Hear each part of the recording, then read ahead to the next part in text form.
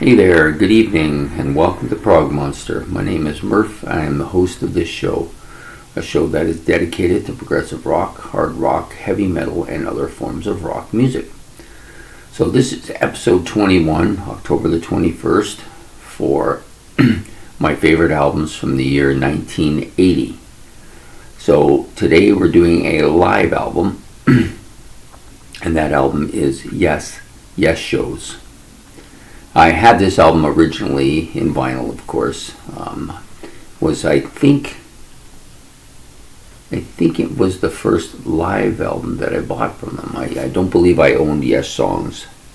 I think that was my friend had that album and we listened to it. I think I had it on. I did. I'm pretty sure I had that and Gates of Delirium on that 8-track recording disc that my friend had. Now, this was an album that I did own in vinyl. I only had it briefly though.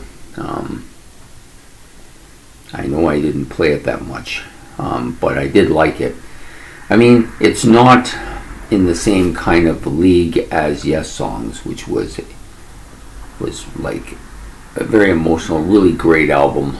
This album played a lot of tracks from the period of Yes, between Relayer and Tormato. So it would include Relayer, Going for the One, Tales of the Topographical. Actually, I think it went from Tales of the Topographical Ocean through to Going for the One, which featured Tales of the Topographical Ocean, Relayer, Going for the One, and Tormato. But they also have a track on the album from Time and a Word. The title track, excuse me. All the songs are done really well. They basically sound like studio versions of live songs, and some people don't really like that, and I can see why. Like, why bother? You might as well just have the studio albums, right? And I'm okay with it too. But I actually like some of the guitar stuff, especially, and the keyboard solos, especially on the live album. You get to hear kind of a live feel for it. I especially like the Gates of Delirium. They play like such good instrumentation on that album. That song is just fantastic. The only problem with the album that I have is that most of the tracks, unfortunately, are the ones that I don't care for as much on those individual albums. Like, the Ritual ones are good, and Don't Kill the Whale is good. Wondrous Stories is good, but they do have like Going for the One and Time and a Word and Parallels, all songs that I really wasn't crazy about when I had them on the studio albums. And although I do like Time and Word quite a bit more on the live album than I did. John Anderson sounds great. I can't ever actually remember him not sounding anything but superb on most of the tracks that I've ever heard him sing on. He just has that wonderful voice that nobody else has. Nobody else has a voice quite like him. I mean, I like the current Yes singer, John Davidson. I think he's a pretty good singer. Has a voice sort of similar to John Anderson. It's in the same range, but not nearly as smooth. Doesn't really have the John Anderson quality as well. But he's just great on this album. I think Chris Squire and Steve Howe are playing really well together on this album. Rick Wakeman, he has his moments on this album where he sounds off the charts, and then other things just kind of disappears. And Alan White is always there, solid background, just really good. So I do believe that Patrick Moraz was playing the lead part here on Gates of Delirium, because this isn't a concert. I think Yesshows was basically a concert or two that they put together an album from. This was bits and pieces taken throughout those 4 years of those albums from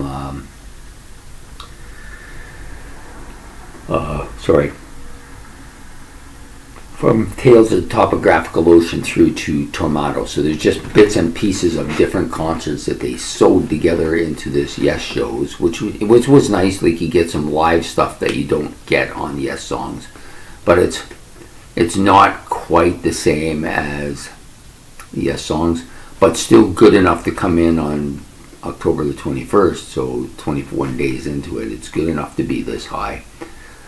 Nobody is quite as gifted instrumentally, I think, as Yes. As much as people will say King Crimson's right up there, and Rush is very right up there, and Gentle Giant's right up there. They are all right up there, but I think Yes, I think they're just a little bit better. They have a bass player, a guitar player, and a keyboardist that are arguably among the very best in their categories. Alan White's also a really good drummer. Maybe he's not in the same league as John Bonham or Neil Peart, but he's really good. He doesn't sound out of place here. And Bill Bruford, who isn't on this album, is just as good. So, and I don't think King Crimson and Rush have that kind of keyboard sound or skill that Yes has. And I don't think that Gentle Giant, overall, as good as they are, I don't think they really measure up to any of these other three guys either. But they're just so good talent-wise that even a subpar kind of recording, they can still accelerate at. And I'm not saying this subpar. The sound on this is really good. The quality is really good as well. But it's not really a concert. Like, it wasn't a concert that they did that they turned into Yesshows. It's just a bits and pieces put together.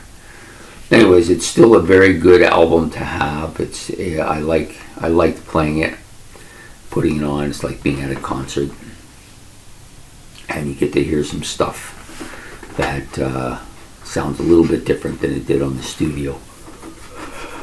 So anyway, sorry, I'm getting towards the end of my evening, and this will come out in the morning, as it always does. Series number 21 from my favorite rock albums of 1980. I hope you enjoyed this episode. Please like and subscribe, and we'll be back again tomorrow. Not tomorrow, but the following day with another series episodes. We're getting down there now into the top 10, I believe. Yeah, there's like 10, there'll only be 10 more days left, so the top 10 albums now. So we're getting into the really good stuff. The last few have just started that transition to the really good stuff with